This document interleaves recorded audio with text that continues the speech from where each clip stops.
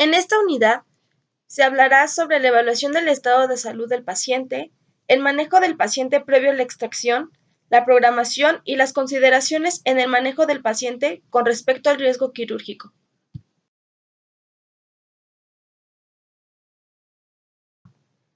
Objetivos. El alumno 1.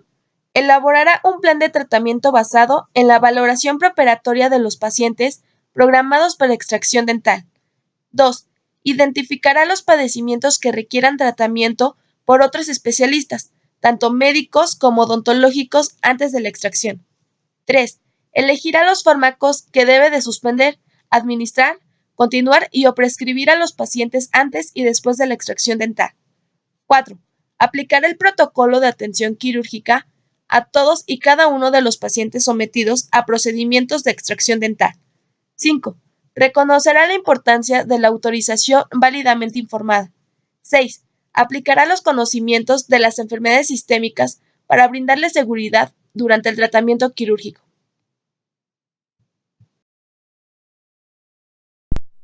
1. Valoración preoperatoria.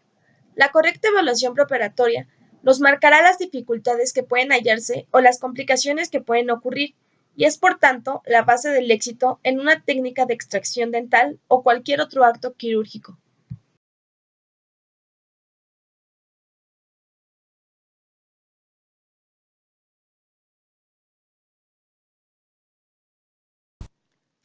Esta valoración es una herramienta de suma importancia para el ámbito preoperatorio, ya que determinará el estado general del paciente antes de someterse a una intervención quirúrgica. Se trata de valorar los riesgos y beneficios de la intervención en el paciente. La historia clínica es la realización de un interrogatorio con el objetivo de obtener el máximo de información posible de los datos personales y familiares referentes al propio paciente previos o anteriores a la enfermedad actual.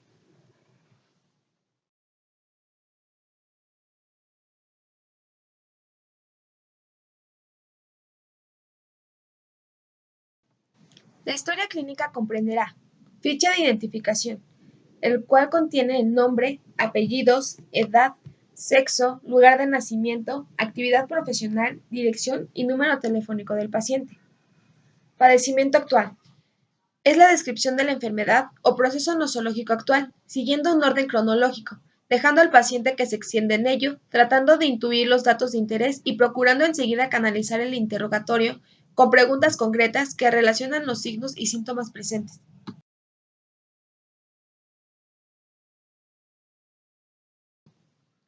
Antecedentes personales patológicos y no patológicos. Es imprescindible indagar las enfermedades padecidas y las intervenciones quirúrgicas realizadas anteriormente. Es preciso investigar de forma preferente la posibilidad de que el paciente presente procesos o antecedentes alérgicos. Es evidente que detectaremos enseguida con un buen interrogatorio si el paciente tiene antecedentes de enfermedades cardíacas, renales, pulmonares, etc., o si padece o ha sufrido cualquier otro proceso morboso sistémico o de los distintos órganos o sistemas. Debemos asimismo obtener información de los hábitos y para funciones del paciente, lo que aportaría así datos del sistema o modo de vida del paciente. Hay que registrar cuidadosamente los medicamentos que está tomando o que ha tomado con el fin de evitar fenómenos de alergia o interacciones de los fármacos que podamos prescribir. En pacientes mujeres deben buscarse datos propios de su fisiología, menstruación, embarazo, partos, etc. Antecedentes heredofamiliares. En los antecedentes familiares averiguaremos las enfermedades de padres, hermanos y parientes y las posibles causas de su muerte. Esto nos dará la oportunidad de valorar las tendencias hereditarias del paciente o la posibilidad de adquirir la enfermedad dentro de su propia familia. En los antecedentes hereditarios debemos detectar las deformidades o enfermedades sufridas por el familiar directo del paciente.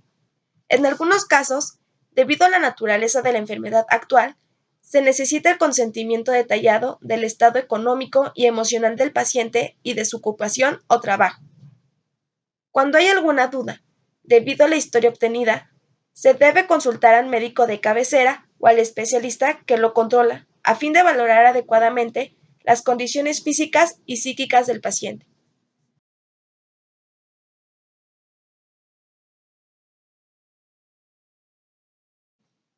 Exploración física. Una vez finalizada la anamnesis, el estudio clínico completo exigirá la realización de la exploración clínica, que será el primer complemento de aquella. La exploración física del paciente se empezará anotando peso, estatura, temperatura, frecuencia respiratoria, frecuencia cardíaca, presión arterial y todos aquellos datos que consideremos de interés en función de los antecedentes y enfermedades detectadas en la historia clínica. Estos signos vitales deben ser conocidos para detectar anormalidades asociadas con afecciones médicas que puedan influir en la terapéutica y como punto de referencia en el caso de plantearse cualquier situación de urgencia. La exploración clínica seguirá un orden: inspección ocular, palpación manual y otras técnicas instrumentales con un patrón de rutina sistémico para asegurarse que nada nos pueda pasar por alto.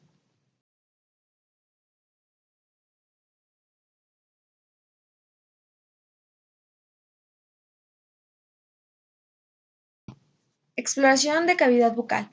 Con una buena iluminación, iremos observando detenidamente todas las estructuras orales con el fin de detectar posibles alteraciones o anomalías. Comenzamos con los labios, en el que hay que observar el tamaño, forma, simetría, presencia de lesiones, mucosas, etc. En los dientes, tenemos que verificar el estado de la erupción, ausencias dentarias, presencia de patología dentaria, tamaño, forma y color de los dientes, tratamientos dentales y protésicos realizados, etc.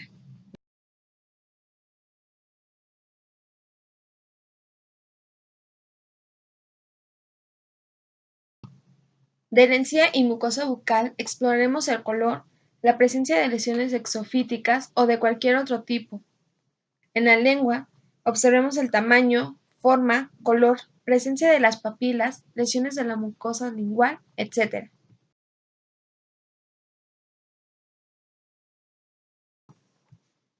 Exámenes de laboratorio.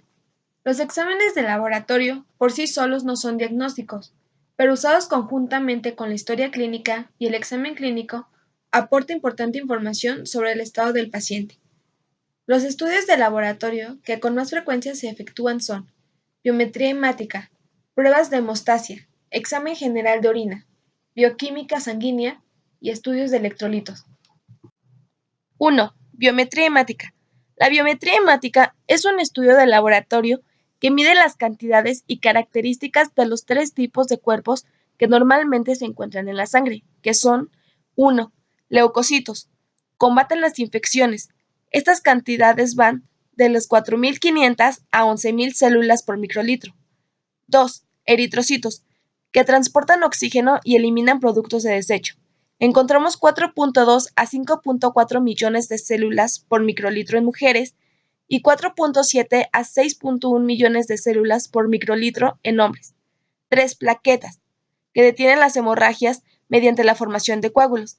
Estas van de 150 a 450.000 plaquetas por microlitro. Otros indicadores típicamente evaluados en una biometría hemática son los valores de hematocrito, que es el porcentaje de glóbulos rojos en relación con el volumen sanguíneo total. El conteo es en porcentajes, tomándose como ideales 36.1 a 44.3% en mujeres y 40.7 a 50.3% en hombres, y el de hemoglobina, proteína que da su color característico a dichos glóbulos y permite el traslado de oxígeno a los tejidos, así como de dióxido de carbono hacia los pulmones para su posterior expulsión, cuyos valores son en mujeres de 12 a 16 gramos por decilitro y en hombres de 15 a 18 gramos por decilitro.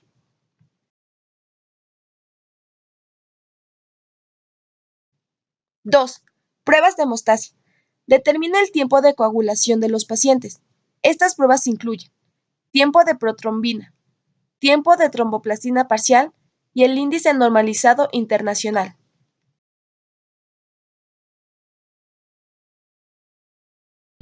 3. Examen general de orina. La evaluación física, química y microscópica de la orina permite encontrar microorganismos infecciosos y sustancias tóxicas, evaluar el funcionamiento renal así como obtener niveles de glucosa o confirmar hematuria.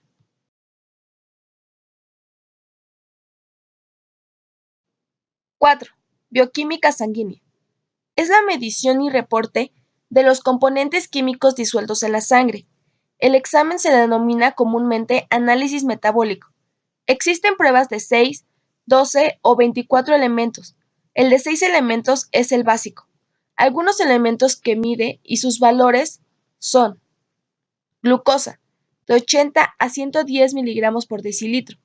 Urea, de 7 a 20 miligramos por decilitro. Creatinina, de 0.6 a 1.2 miligramos por decilitro. Ácido úrico, en hombres, de 2.1 a 7.8 miligramos por decilitro. Y en mujeres, de 2 a 6.4 miligramos por decilitro. Colesterol, 0 a 200 miligramos por decilitro. Y triglicéridos, de 30 a 150 miligramos por decilitro.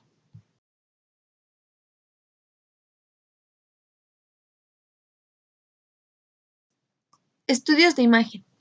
La radiología es un medio auxiliar fundamental en cirugía bucal, complementando el estudio clínico del paciente. Los estudios de imagen confirman muchos de los datos observados en la historia clínica y revelan otros nuevos de una manera rápida y efectiva. En nuestra especialidad pueden utilizarse distintas técnicas radiográficas, radiografía panorámica, radiografías intrabucales y otras técnicas radiográficas. Técnicas intrabucales. La película radiográfica se coloca dentro de la cavidad bucal y según el tamaño y colocación de ésta se distinguen las técnicas periapicales, interproximales y oclusales. Técnicas periapicales. Con ellas podemos explorar toda la zona alveolo-dentaria, desde la corona dentaria al área periapical, visualizando el espacio periodontal y el hueso maxilar que rodea el diente. La radiografía periapical interdentaria o retroalveolar puede realizarse mediante dos procedimientos. 1. Técnica de bisectriz o con cilindro o cono corto. Y 2. Técnica paralela o de cilindro o cono largo. Estas técnicas son adecuadas y suficientes para el estudio dentario y periodontal exigido en la patología bucal que ocupa nuestra especialidad.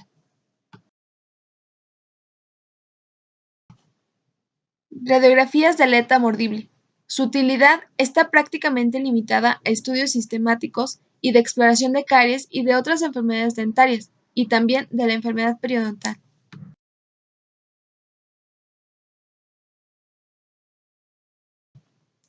Radiografías oclusales. Son el complemento ideal de las técnicas periapicales a fin de obtener datos radiológicos de un área maxilar más amplia, como por ejemplo en caso de lesiones quísticas o tumorales, dientes incluidos, fracturas alveolodentarias o maxilares, cálculos en el conducto de Wharton, dientes supernumerarios como el mesiodens, etc. La película se coloca y se sujeta en el plano oclusal, y el haz de rayos se dirige desde arriba o desde abajo y con inclinación adecuada según sea la zona a estudiar.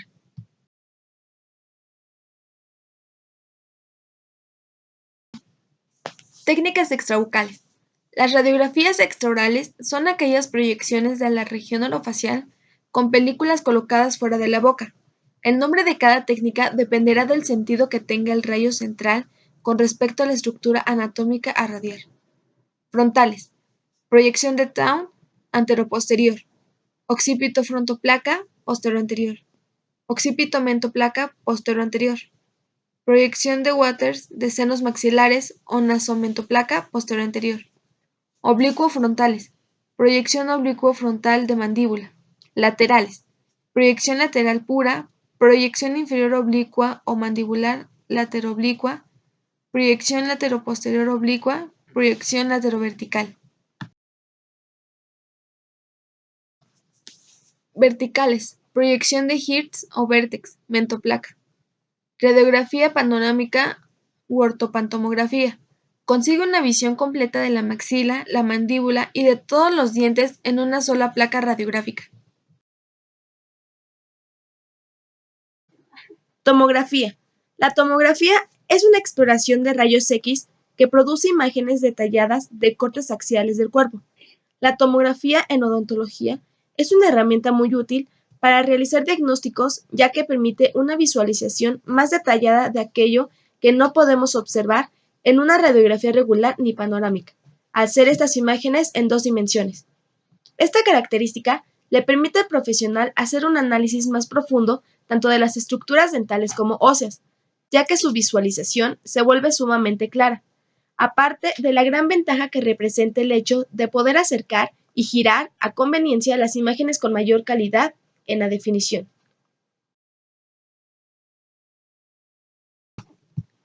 Diagnóstico integral del paciente. El diagnóstico holístico es el de mayor valor porque vincula a todos los demás diagnósticos para definir el tipo de problemática y con ello dar una solución y establecer un pronóstico más certero. Holístico se refiere a un enfoque universal, completo y exhaustivo que busca el estudio de un fenómeno por medio de lo que significa y por lo que lo rodea. Toma en cuenta todos los factores que intervienen en su situación y su desenvolvimiento, ya sea de manera directa o indirecta, para establecer una teoría explicativa más cercana a la realidad.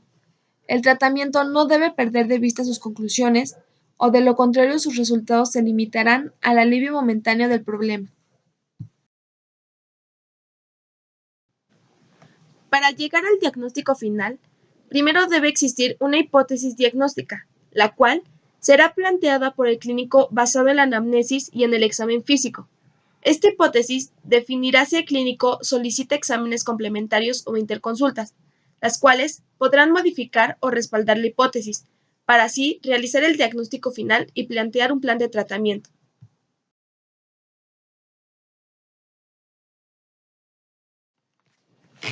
Al diagnóstico final se llegará una vez que el clínico valore todos los auxiliares diagnósticos y estará respaldado por la anamnesis, el examen físico, hipótesis diagnóstica y exámenes complementarios e interconsultas.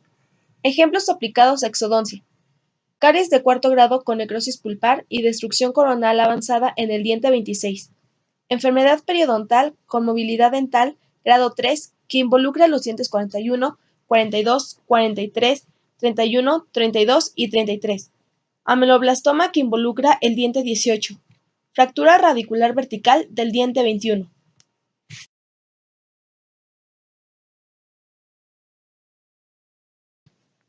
Plan de tratamiento.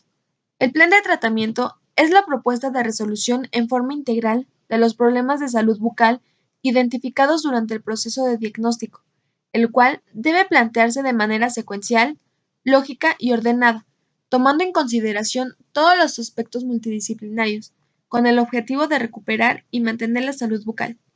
En exodoncia es muy importante tener en cuenta las enfermedades y el tratamiento farmacológico que reciben los pacientes antes de cualquier procedimiento quirúrgico para prescribir, en caso de ser necesario, medicaciones profilácticas y tener en cuenta aspectos farmacológicos y así evitar complicaciones.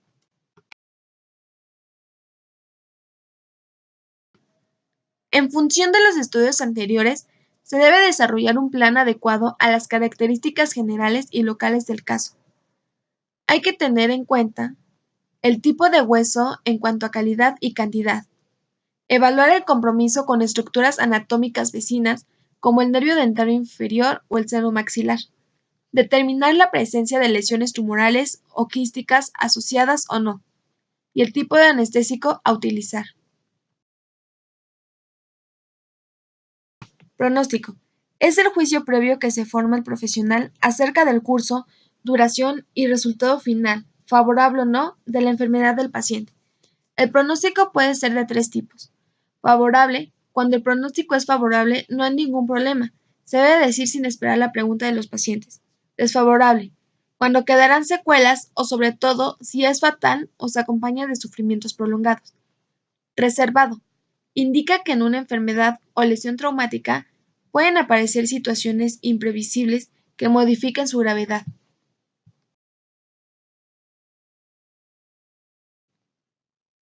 Consentimiento informado sobre cirugía bucal. Tras el estudio clínico y radiológico, o eventualmente tras la realización de otros estudios complementarios, obtendremos un diagnóstico provisional al realizar un adecuado diagnóstico diferencial, momento en el cual podrá indicarse la terapéutica, el plan de tratamiento, pertinente al caso. El consentimiento informado representa el requisito que legitima la intervención profesional. Sin él no se puede actuar. Forma parte de los aspectos éticos legales en la relación diaria entre el profesional y el paciente, y por tanto, de las repercusiones penales que esta relación conlleva. Esta parte de la historia clínica es muy importante, pues en esta parte el paciente está de acuerdo con todo lo dicho por el especialista y da su aprobación. El paciente debe recibir la información adecuada a cada caso. Es importante también responder a todas las preguntas y dudas de forma inteligible y sin emplear terminología científica. Finalmente, antes de realizar una intervención quirúrgica, debe obtenerse el consentimiento escrito del paciente, de un familiar o tutor si es menor de edad o éste está incapacitado. Manejo del paciente previo a la extracción. Ante cualquier procedimiento quirúrgico, después de tener una historia clínica bien estructurada, es de vital importancia llevar a cabo interconsultas médicas y pruebas de laboratorio para aquellas personas comprometidas con enfermedades sistémicas de suma importancia y pacientes con terapia anticoagulante, así como ciertos cuidados que debe tener antes de ser sometido a la práctica dental.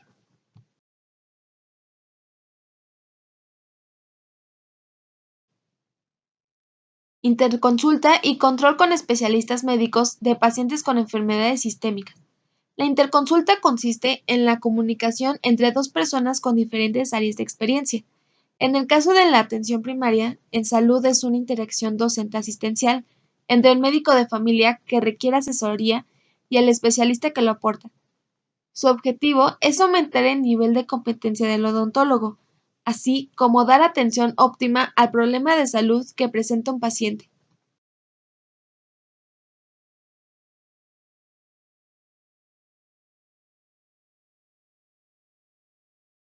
Le expondrá claramente al interconsultante el motivo por el cual se solicitó su opinión y al mismo tiempo se le deben explicar al paciente las razones de esa interconsulta, teniendo en cuenta siempre que éste se convenza de que es un proceder para mejorar su atención y no una falta de competencia de su médico, o lo que es peor aún, evitar un rechazo, riesgo que se presenta muchas veces en las interconsultas con el psiquiatra.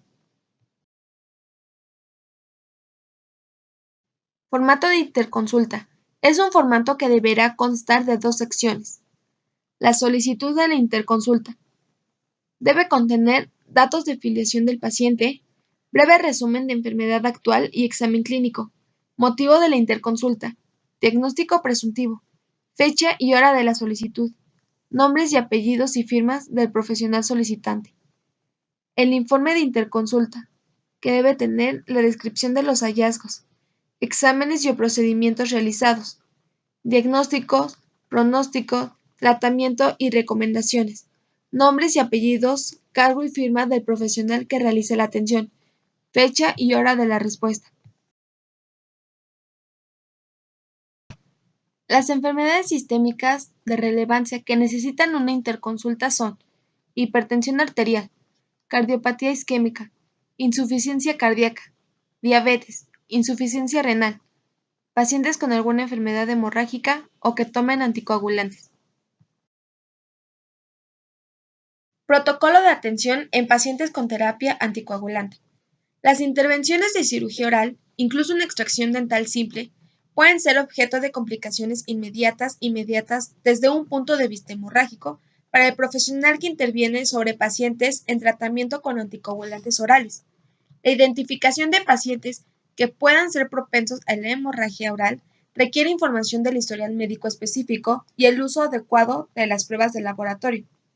Un número creciente de pacientes dentales están tomando medicamentos que interfieren con la hemostasia y existe la preocupación de que pudiera haber sangrado prolongado durante o después de un procedimiento dental invasivo.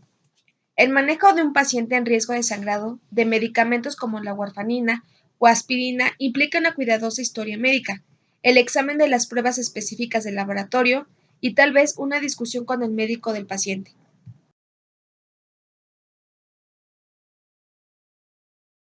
Laboratorios clínicos. Varias pruebas de laboratorio se utilizan comúnmente para evaluar la hemostasia antes de procedimientos invasivos. Estas pruebas incluyen tiempo de protrombina, tiempo de tromboplastina parcial, índice normalizado internacional.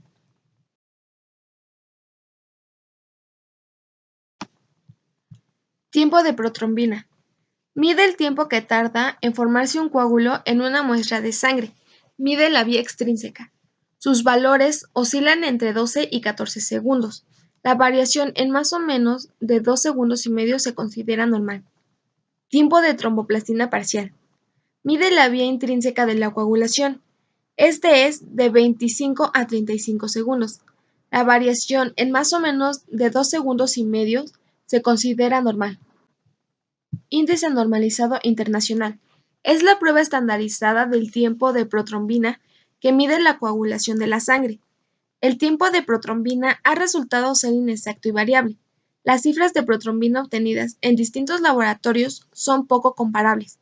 Estas diferencias se deben a la fuente de tromboplastina, al fabricante de la tromboplastina y al instrumental utilizado. Tales diferencias han generado problemas hemorrágicos por anticoagulación excesiva.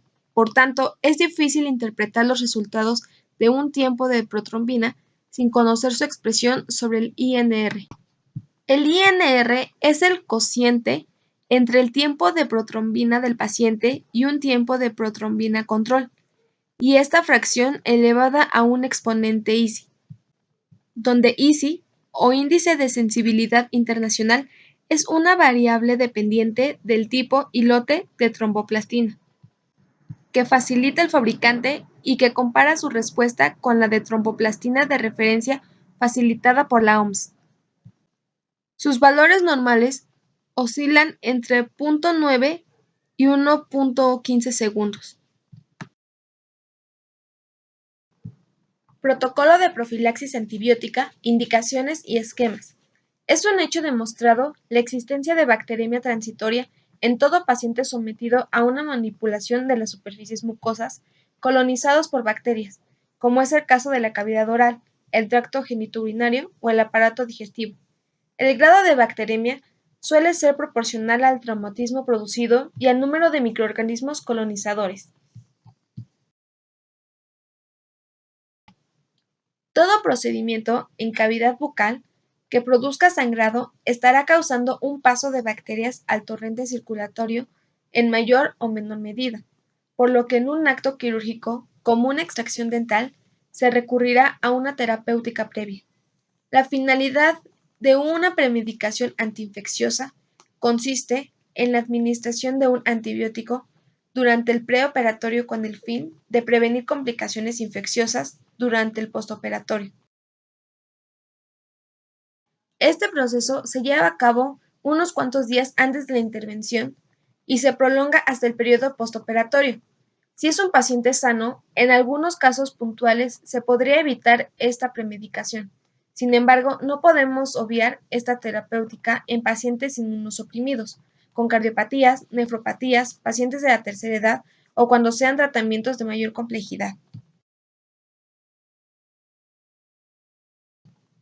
La profilaxis antibiótica está recomendada en extracciones dentarias, cirugía bucal, bucogingival, peridentaria, todas sus actuaciones y mantenimiento, cirugía bucal e implantología, cirugía periapical, instrumentación endodóntica más allá del ápice, colocación de tiras de antibiótico subgingival, colocación inicial de bandas de ortodoncia, anestesia intraligamentaria, limpieza en pacientes con implantes.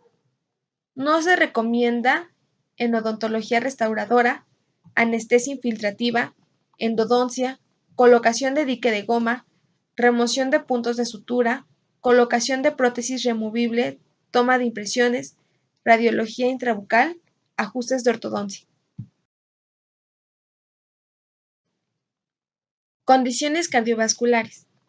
Pacientes con cardiopatías corren un riesgo elevado de presentar complicaciones postoperatorias como endocarditis infecciosa originada por la bacteremia causada por el acto quirúrgico, por lo que es de vital importancia la aplicación de una terapéutica profiláctica preoperatoria.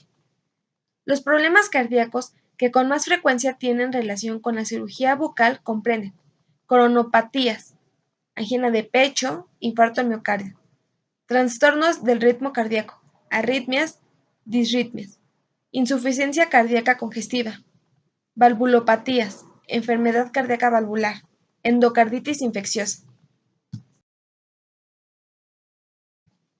Hay que destacar la necesidad de profilaxis antibiótica en los pacientes con antecedentes de endocarditis previa u otras afecciones cardíacas severas, así como se debe tomar en cuenta que existen pacientes de bajo riesgo en los que no es necesaria dicha terapéutica. Necesaria la profilaxis antibiótica de la endocarditis infecciosa en pacientes de alto riesgo. Historia de endocarditis previa, aún en ausencia de lesión cardíaca. Prótesis valvulares. Malformaciones cardíacas congénitas. Pacientes de riesgo moderado. Malformaciones cardíacas congénitas distintas a las de alto y bajo riesgo. Valvulopatía reumática o de otra etiología. Cardiomegalia hipertrófica. Prolapso mitral con regurgitación.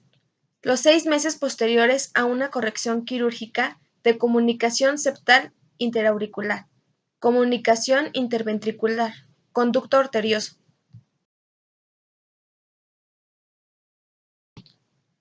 No necesaria la profilaxis antibiótica de la endocarditis infecciosa, pacientes de muy bajo riesgo. Pasados 6 meses para la corrección de una comunicación arteriovenosa sin secuelas, prolapso mitral sin regurgitación.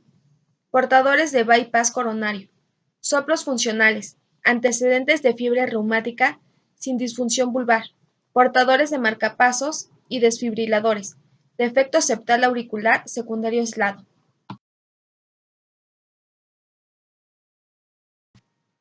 Profilaxis antibiótica en pacientes alérgicos y no alérgicos a la penicilina. Pacientes no alérgicos a la penicilina. Amoxicilina. Adultos 2 gramos 1 hora antes. Niños 20 miligramos por kilo 1 hora antes. Cefalexina. Adultos 2 gramos 1 hora antes. Niños 50 miligramos por kilogramo 1 hora antes.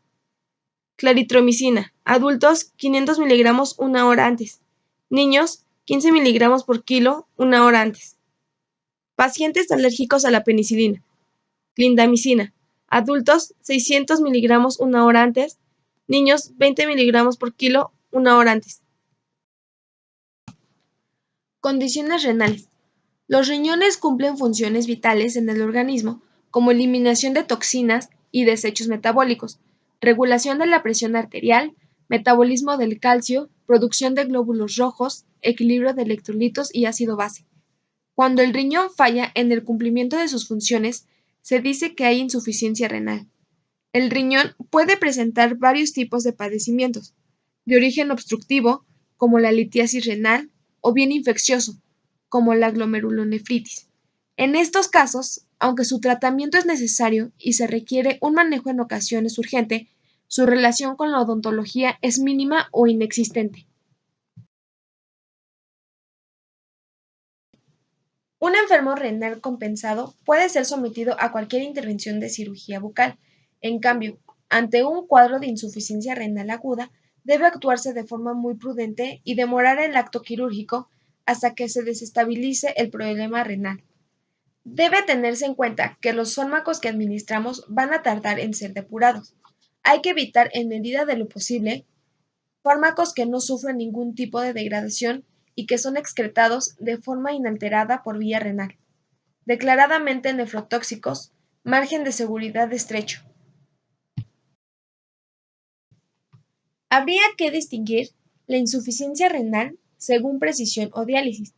En todos los casos, en mayor o menor medida, ocurren unos problemas derivados de la acumulación de productos propios del organismo, como la urea, que puede interferir en nuestra tarea debido a la alteración de la función plaquetaria que provoca, pero también a los resultados que van a obtenerse, puesto que la cicatrización de las heridas suele verse afectada.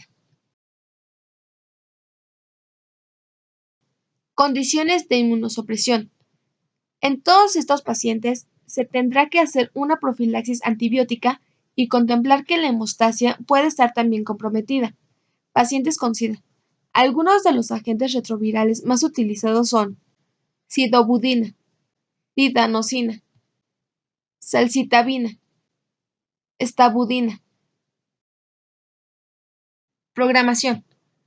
La programación de cirugías es el proceso en el que una institución hospitalaria o cirujano particular dispone de los recursos que tiene para cumplir con su demanda de intervenciones quirúrgicas. Objetivos de la programación. Planeación de recursos para dar atención a la gestión de requerimientos y necesidades del proceso quirúrgico.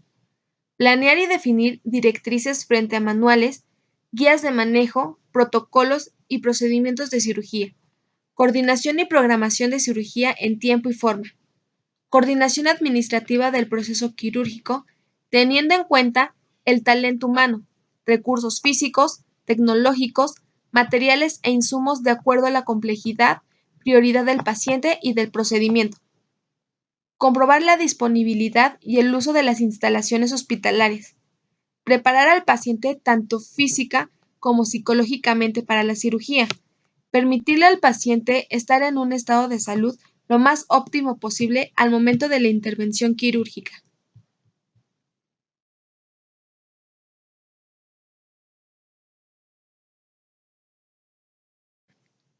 Criterios de elección del momento adecuado para la extracción.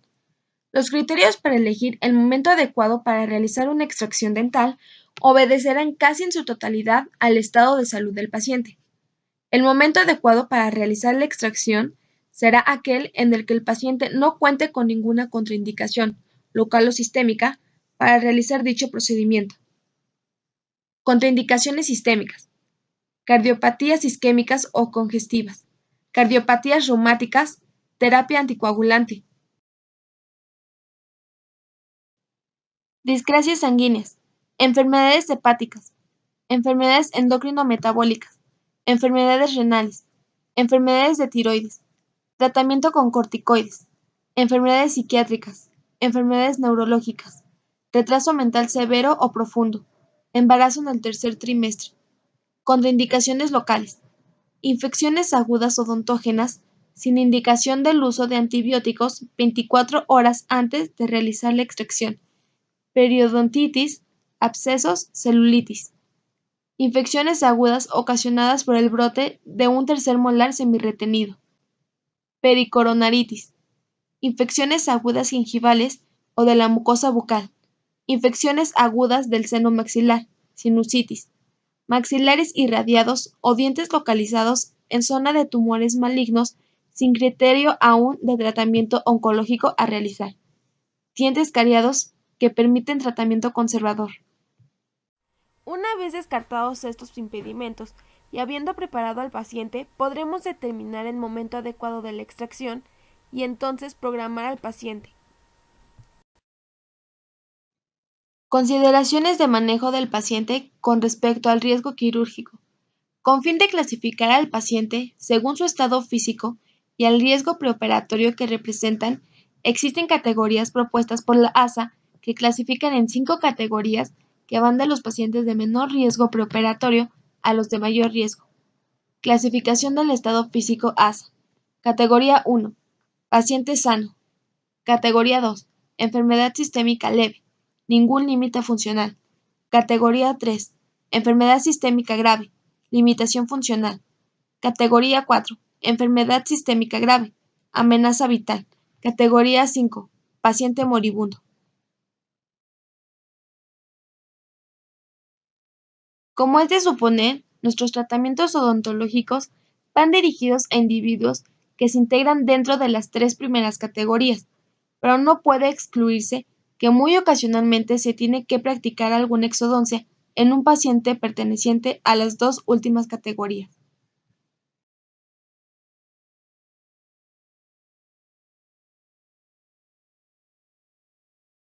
Conclusiones.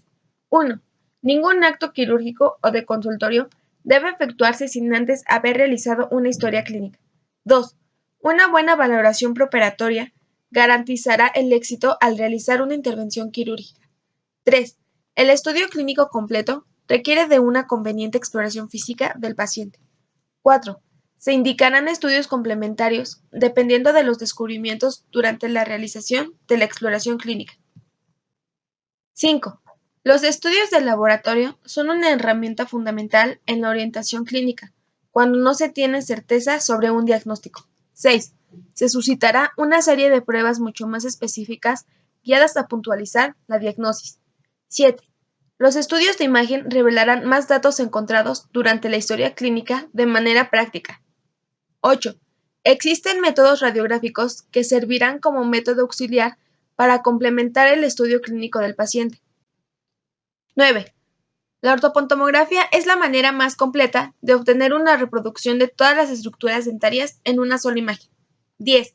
La aplicación de una técnica radiográfica intrabucal es para la obtención del diagnóstico a detalle de la cavidad bucal. 11.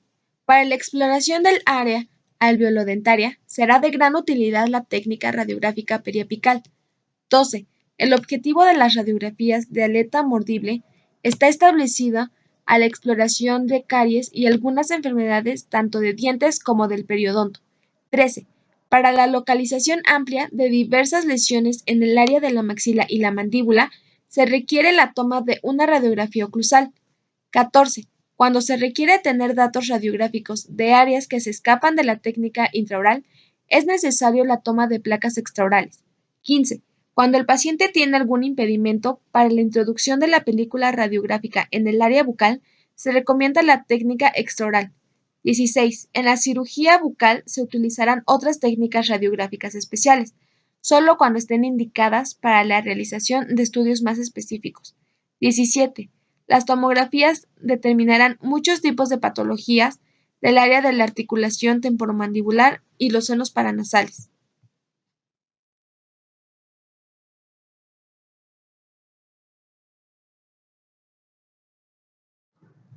18. Los procedimientos radiográficos facilitarán la obtención de información importante, pero antes se harán procedimientos más simples y que tengan un costo accesible para el paciente. 19. Para el diagnóstico integral se toman en cuenta los factores que participan en la situación y su difusión. 20. El diagnóstico integral asociará todas las demás valoraciones para definir el problema que le aqueja al paciente y así lograr establecer un pronóstico acertado. 21. Sin una buena historia clínica no se puede realizar un adecuado plan de tratamiento. 22. El plan de tratamiento debe de llevar secuencia ordenada para su éxito. 23. En exodoncia se deben valorar todos los aspectos anatómicos para una adecuada atención. 24. Una buena exploración y anamnesis nos permitirá crear y saber acerca de un pronóstico. 25. La cooperación del paciente es una parte fundamental del tratamiento para tener un pronóstico favorable.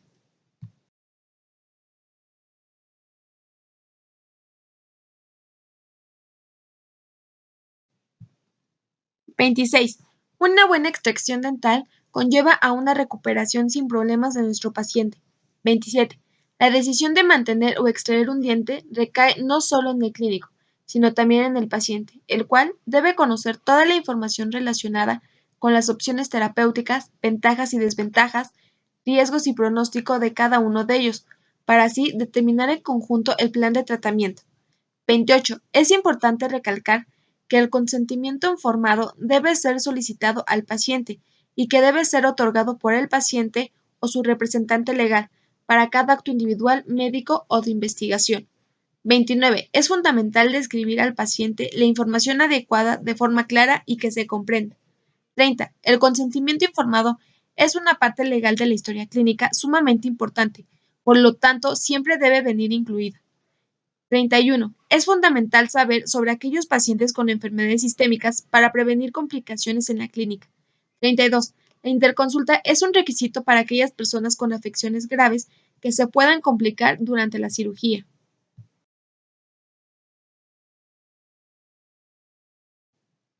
33. El cirujano dentista debe tener los conocimientos básicos de aquellas enfermedades de relevancia para poder conversar con el médico de cabecera de cada paciente y poder así llevar a cabo un impecable tratamiento. 34. Es fundamental en cirugía saber acerca de problemas con la coagulación de los pacientes, debido a que podría complicarse la cirugía.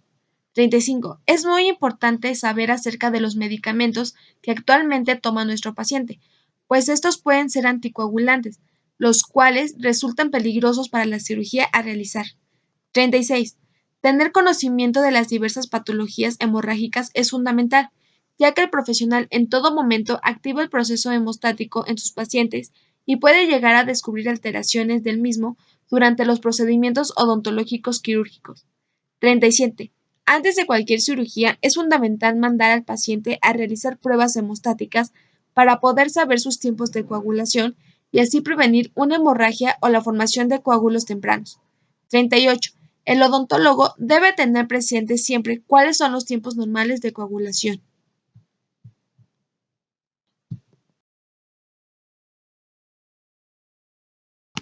39.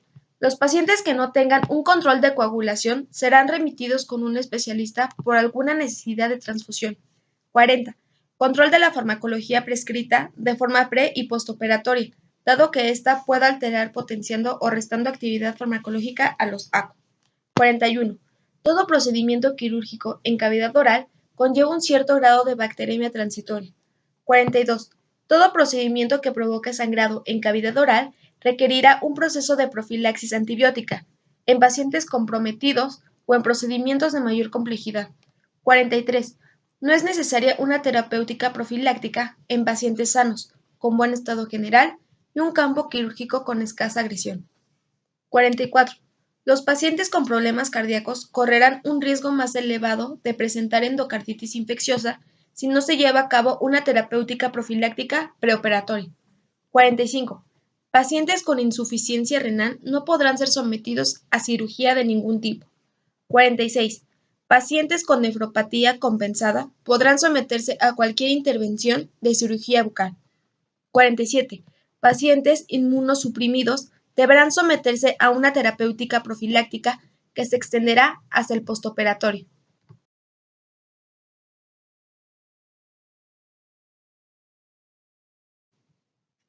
(48) La programación del paciente para la cirugía será de vital importancia para el éxito de la misma. 49. Un paciente debe estar lo más sano posible para ser intervenido. 50. En caso de padecer una enfermedad sistémica, el paciente deberá estar compensado para poder realizar la extracción dentaria. 51. La programación del paciente permitirá al cirujano planear los requerimientos, procedimientos y necesidades del proceso quirúrgico. 52. Antes de programar al paciente, debemos tener un diagnóstico certero y un plan de tratamiento. 53. El paciente debe estar preparado tanto física como mentalmente al momento de la extracción. 54. Los criterios para determinar el momento indicado para una cirugía estarán basados en el estado de salud del paciente. 55. A pacientes con infecciones agudas odontógenas no se les podrá realizar la cirugía. 56. La terapéutica anticoagulante deberá ser suspendida por lo menos de 24 a 16 horas antes de la intervención quirúrgica. 57. El embarazo no es una contraindicación para la exodoncia, a menos que sea un estado avanzado de gestación.